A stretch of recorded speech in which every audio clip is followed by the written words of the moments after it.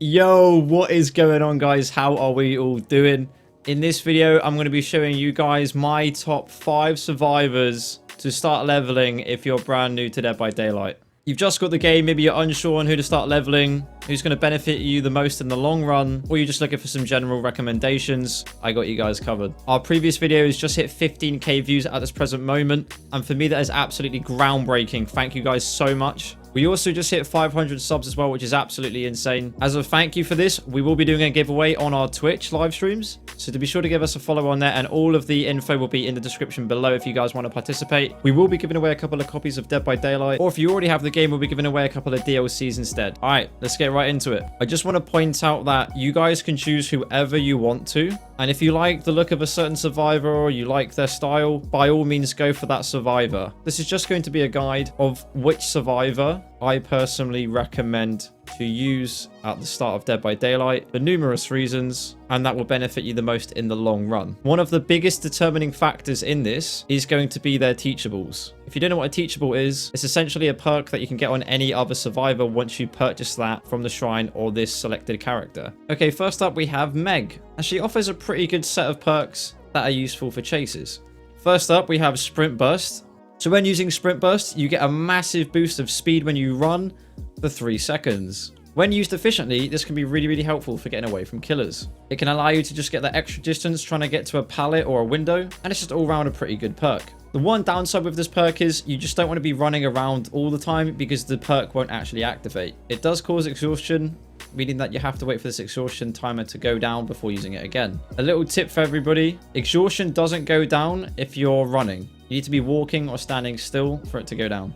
Okay, next up we have Quick and Quiet, and I like to use this quite a lot. It's quite a useful perk. When you sprint vault a pallet or a window, you do not create a noise alert for the killer, meaning that you can safely fast vault a pallet or a window without making any noise. This is actually very useful in the middle of a chase, and a lot of killers get confused because they don't get the noise notification, and then they end up actually losing you. Also, you can collaborate this perk with Dance With Me and Life, and overall it is an amazing perk build. You can fast vault a pallet or a window, get a massive burst of speed from Life, not make any noise, and also leave no scratch marks for 3 seconds. And finally, we have Adrenaline. Now, Adrenaline is the most meta perk out of all of our perks. You'll be seeing a lot of people using this, including top tier players. I personally love this perk and I use it quite a lot. However, this perk is very situational, but when used correctly, can provide some massive clutch wins. With using Adrenaline, once the exit gates are powered, you recover 1 health state and also get a massive sprint burst for a few seconds. You get Adrenaline when the exit gates are powered. This can happen either by you or a teammate repairing the last generator, or if the killer closes the hatch.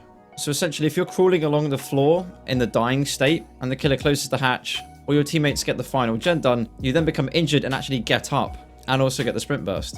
That is incredibly useful and can give you some really cool experiences in the game. If you choose to level Meg first, you'll be getting all of her perks, including Adrenaline, which you will most likely use later on down the line for all other survivors that you choose to level. So that's 3 really good teachables.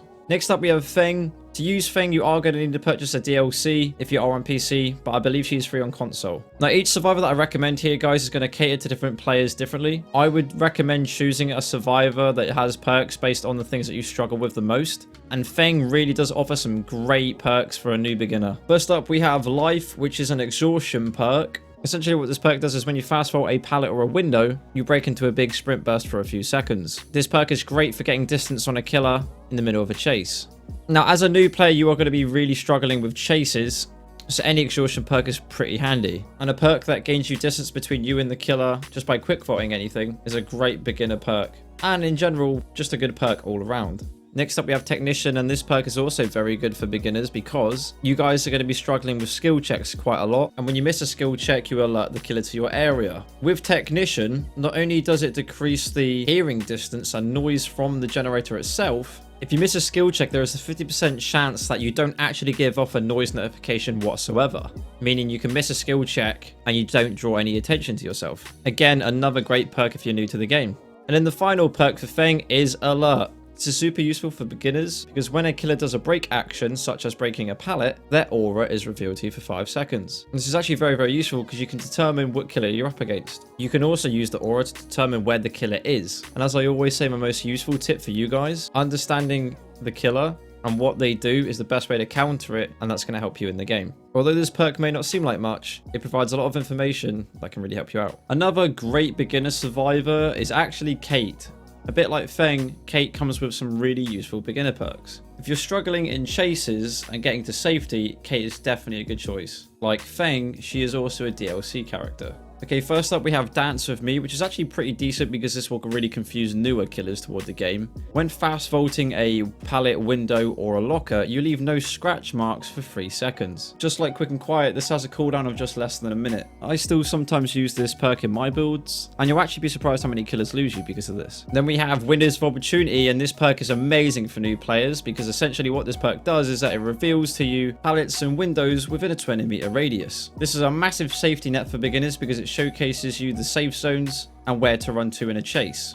And if you find that you're just getting butchered in each match, this could be a really helpful perk for you. After a long time of playing Dead by Daylight, you'll understand where loops are and where pallets are most likely to spawn, but as a new beginner, this is just a real helpful perk just to get you started. And then finally we have Boil Over, which really isn't that great of a perk, to be honest. A lot of people get this perk wrong. It does not increase how quickly your wiggle meter goes up. So essentially you just sway on their shoulders a little bit more. It makes it a teeny little bit harder for the killer to walk straight, and the killer can't see a hook aura within 14 meters. Now this may actually confuse some newer killers toward the start of the game, but it's not that great of a perk, and it's more of a nuisance perk than anything. I don't really recommend this perk at all. Moving on, I also recommend David, as one of his perks is pretty useful, and another perk is actually pretty useful for grinding blood points at the start of the game. First up, we have Dead Hard, which is another exhaustion perk, and with this perk, what happens is when you're in a chase and the killer is about to swing at you, use your action button and dash forward without taking any damage whatsoever, and this can be really useful for getting to a pallet or a window.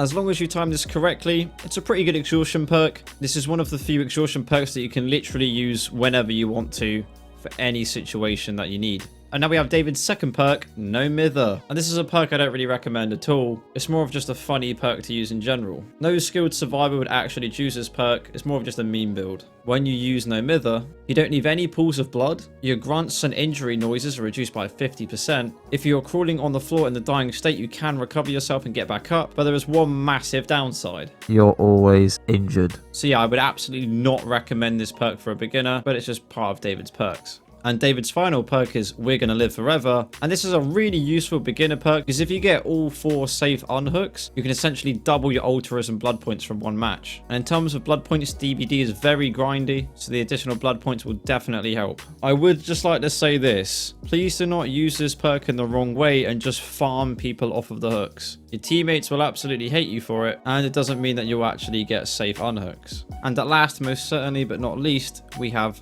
Claudette, also known as Blendette or Bush Baby. And the reason for that is because when you prestige 3 her, she becomes incredibly camouflaged and she blends in really well with brick walls. You see what I did there?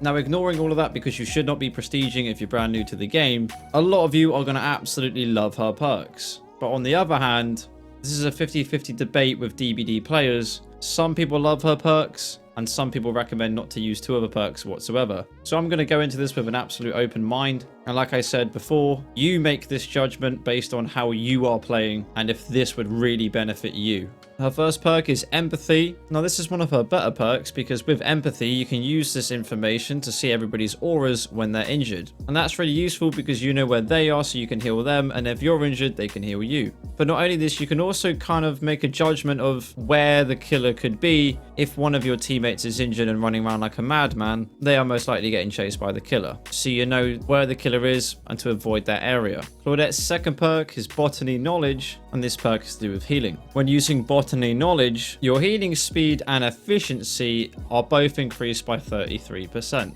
Now to a new beginner this might be pretty helpful because it will just speed up healing and get you back into the game quicker. However, in the long run, you aren't likely going to be using this perk once you start to improve at the game. The efficiency and healing speed does apply to SelfCare and also medkits. And then we have the good old SelfCare. Now this perk is so debatable. Personally, I don't like it and I don't usually recommend it. However, to a new player I could see this being a very helpful perk, but it can create a lot of bad habits. For instance, if you face a Legion, this perk is just kind of useless because Legion is always attacking you.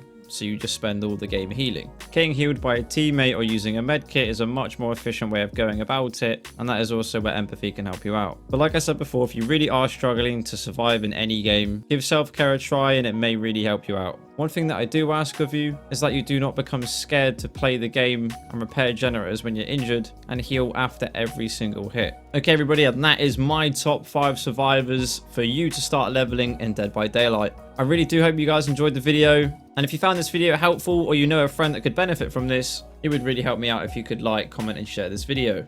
Remember that we are also doing a giveaway, so be sure to check the description, and good luck out there guys, and I'll see you in the next video.